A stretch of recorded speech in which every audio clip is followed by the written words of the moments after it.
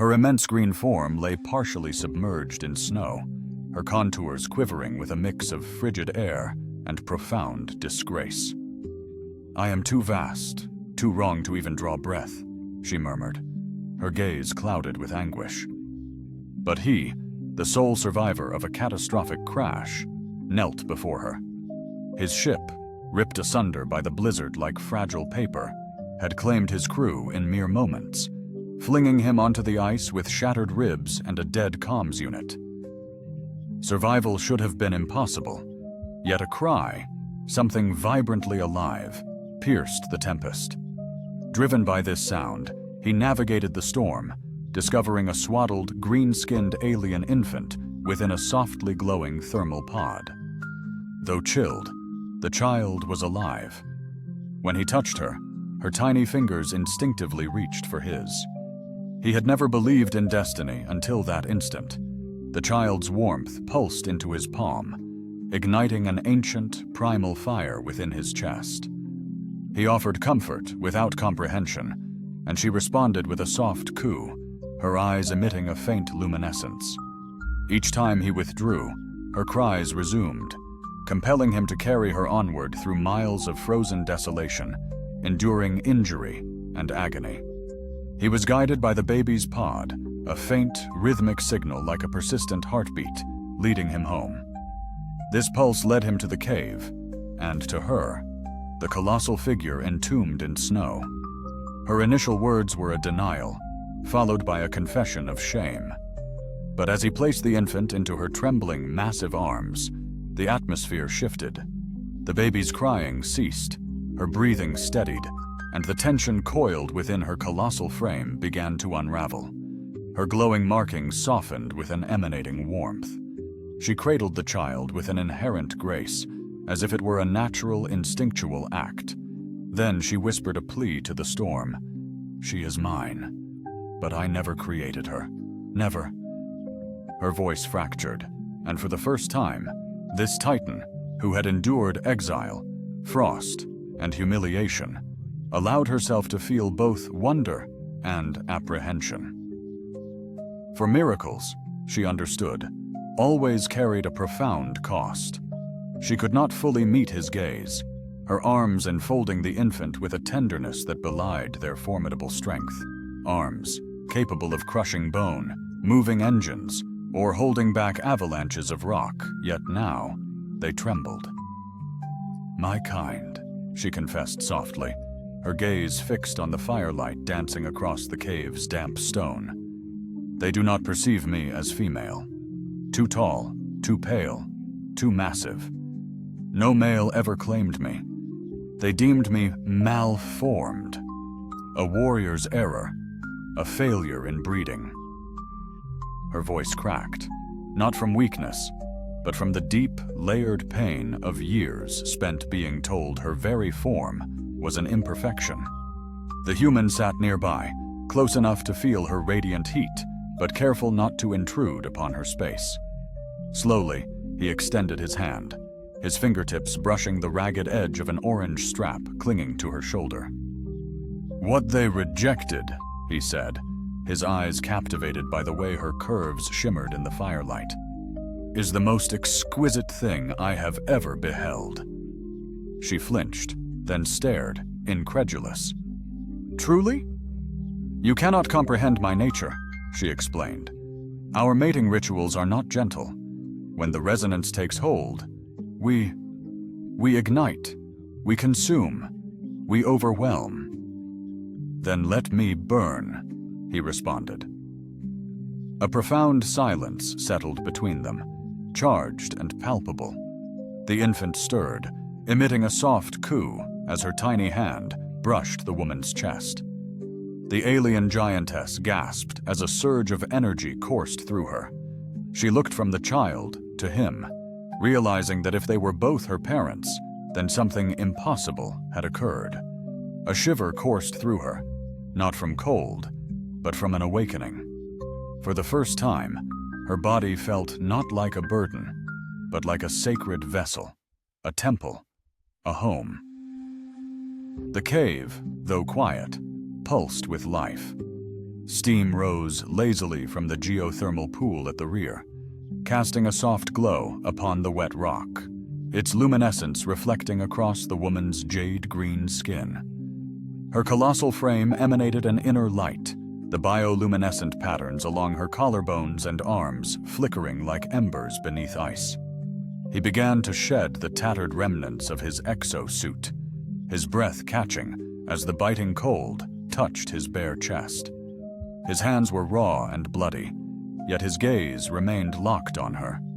She stood amidst the swirling mist, a figure of immense, wild power, dwarfing any human woman he had ever known. Her orange top, torn and soaked from melting snow and her own body heat, clung to her generous contours. Her shredded skirt, a casualty of the crash, revealed powerful thighs and hips that flared with the graceful lines of a goddess. "You tremble," she observed, stepping closer. He could only nod, speechless. She knelt beside him, her massive form enveloping his, and ran her warm hands along his ribs with a slow, reverent touch, as if rediscovering him by touch alone. "You should not desire me this way," she whispered. "My kind, our resonance. It overwhelms. It consumes." He lifted a hand to cup her face, his thumb gently stroking beneath her glowing blue eyes, then released her. She kissed him, not as a warrior or a queen, but as a starved soul, hungry, terrified, yearning for something profoundly real. His hands wove into her hair, her immense body pressing him against the warm stone, immersing him in a torrent of heat, muscle, and raw, untamed desire. The pool steamed around them as the boundaries between their bodies dissolved, lost in the fervent embrace. "You make me feel," she gasped against his lips, her voice choked with emotion. "You make me feel home," he whispered back. Their bodies, close amidst the dying embers, still glistened, radiant with the warmth of shared breath and skin. She lay curled around him, not in weakness, but in silent, potent possession. Her arm rested across his chest, a protective gate. Her patterns, a steady gold against her verdant skin, pulsed softly. Then, the baby stirred, a musical hum, not a cry, but something ethereal. The crystalline ceiling of their cave vibrated, scattering refracted light like distant stars. They both looked up, at her. The child's tiny hands reached out, glowing, and the surrounding rocks hummed in response. The alien mother sat up, clutching the infant with a mixture of awe and dread. Her breath hitched. No child should possess such potent resonance without guidance, without a mate. The baby's glow intensified as one small hand reached for the human. When his finger brushed hers, the space bloomed with pulses of soft, violet light. "She's responding to you," the woman murmured, "as if you're a part of her." He hesitated, swallowing. "After the crash," he confessed, "there was a chamber. I was bleeding. I touched one of the biopods, trying to shut it down. Maybe she was already forming." She stared at him, stunned, then down at the baby. "Then she is not just mine, and not just yours." The baby cooed again, and the cave walls sang softly, harmonically. Not only alive, not only born, created to bridge two worlds. The alien woman held her daughter close, her voice trembling. "Then the child is not our burden. She is our key." Far above them, deep within the ice, something ancient began to awaken. The singing ceased, replaced by a suffocating silence. She froze, body taut, eyes snapping toward the cave entrance. Her bioluminescent markings dimmed to a warning red. Not rage, but primal instinct. "They are coming." The man rose slowly, rewrapping the baby in her thermal pod. "Who?" Her voice dropped, lower than he'd ever heard it. "The ones who exiled me. My kind, the elders. the blood pure. They told me I wasn't worthy of bearing young, that I was too large, too loud, too different, that I carried a dangerous anomaly. She stepped forward, massive shoulders squared, eyes sharp as blades in moonlight. Now that they know I have bred worse bread outside our kind, her fists clenched, they will not come to celebrate. They will come to purify. The human held the child tighter. Purify? Her eyes filled with a storm of rage and guilt. It means burn the child, and me, and you. Snow outside shifted, not with wind, but with the silent, disciplined march of dozens, coming fast. The human turned, scanning his damaged equipment. His weapon was broken, his power core nearly depleted, but he stood tall. He stepped in front of her, his small frame flickering beside her bulk. "They'll have to go through me first," he said, his voice shaking something deep within her. She blinked, her chest rising with a breath she hadn't truly taken in years. "You would defend me, even knowing what I am?" "You are the mother of my child," he said. "That makes you everything." From the icy ridges, glowing red lights began to appear. Eyes, weapons, judgment.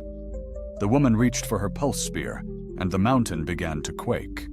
They ran, steam hissing from every breath, feet crunching over crystalline frozen ground. The baby nestled between them, glowing faintly, pulsing with a rhythm that seemed to sync with the alien world around them. Behind them, soldiers followed, fast, silent, ritualistic in their pursuit. They moved like ghosts, but their weapons spoke of death. The cave mouth opened into a geothermal hollow, steam rising from vents like the breath of a slumbering god. They slipped inside, finding barely a moment of cover. The human collapsed against the stone, chest heaving, his suit torn again, frozen blood staining his side. The baby slept, cradled in warmth against her mother's chest, but it was the woman who trembled. "I will not make it through another battle," she whispered. "My body is too much weight, too much heat, too much." He crawled toward her, taking her face in his hands. "Too perfect," he murmured. She looked at him, something ancient and desperate flickering in her gaze. Then she pulled him down into her, into heat, into skin, into the wild thrum of something primal and free. Their mouths met like fire on frost. Her massive frame pressed against him, overwhelming in power yet yielding in need. His smaller form traced the length of her fingers, worshipping every curve. Her people once condemned. She gasped his name as his lips found the pulse along her collarbone, her skin igniting with golden flame. They made love, not like fugitives, but like gods, defying extinction. "You make me feel real," she moaned. "You make me feel necessary," he breathed. Then the warning, a low mechanical whine, motion sensors. The baby stirred, and the alien mother stood, lifting her pulse spear with one arm and her child with the other. Let them try. The snow cracked beneath their feet as they reached the Temple of Resonance, an ancient ring of crystalline pillars half buried in ice, glowing faintly. With primal strength, the child stirred within her embrace, her inner light flaring brighter with every step toward the alien structure. "This place," the alien mother breathed, "where my kin once judged our breeding worth, where they scrutinized us." Now the same hallowed ground lay before her, but the supplicant was gone, replaced by a defiant bearer of a child deemed impossible. As the infant reached out, the immense pillars began to hum, a vibration that rippled through the frozen landscape like a living pulse. The crystals ignited, responding not to lineage, but to the profound connection, a hybrid resonance neither purely alien nor solely human. Something nascent, something vital. Suddenly, hunters emerged. Clad in frost-forged steel, their leader stepping forward, weapon leveled at the child. "Return the abomination," he commanded. "There is still time to purge your disgrace." But she stood unyielding, her feet cracking the ice with her resolute stance. Her free hand tightened around her spear, her voice a thundering declaration. "I carry no shame. This child embodies two worlds, speaks both their languages, and will mend what you sought to obliterate." The leader faltered as the pillars pulsed again, resonating not with the elder's blood, but with the mother's unyielding voice. Then the human stood beside her, his arm a steady presence around her waist, his voice calm yet resolute. "Your approval is irrelevant. We have each other." For the first time in her existence, she met his gaze, unbowing, unwaiting for condemnation. She stood as a mother, a mate, a promise of tomorrow, and the ancient temple sang a new anthem. The storm had ceased, yet the sky remained a canvas of vibrant color, violet auroras swirling above jagged cliffs of ancient ice. She stood at the periphery of the sacred circle, the infant cradled on her hip, her white hair a luminous silver flame against the wind. The torn orange fabric adorning her chest no longer spoke of shame, but of regal authority. Behind her, her people had assembled, not with weapons, but in solemn silence. Those same elders who had once whispered judgments, too immense, too broad, unbreathable, now observed her holding the child who had defied every decree etched in stone. One by one, they lowered their heads, not in fear, but in profound reverence. The resonance pillars pulsed around them, synchronized with the hybrid infant's breath, a rhythm mirroring that of both mother and father. She turned to the human, who had never wavered. He stood bare-chested in the biting snow, frost clinging to his dark hair, a gentle smile gracing his lips as he looked upon them, upon her. "I loathed this body," she murmured, her voice rough with emotion. He stepped closer, pressing a kiss to her broad shoulder, his hand resting softly over her belly. "This body carried life. This body gifted her to me." Their kiss was slow, deliberate, a public declaration not of defiance, but of deep affection, a silent assertion that he made her feel as if the entire galaxy belonged to her. The baby giggled, her tiny fingers glowing like a nascent star, and as the auroras intensified overhead, the elders knelt. She was no longer an error, but the genesis of something sacred, the warrior, the mate, the mother of a new era. They had told her she was too much to be loved, too distinct to ever become a mother. Yet one human defied a frozen world to prove her absolute worthiness of everything they had tried to steal.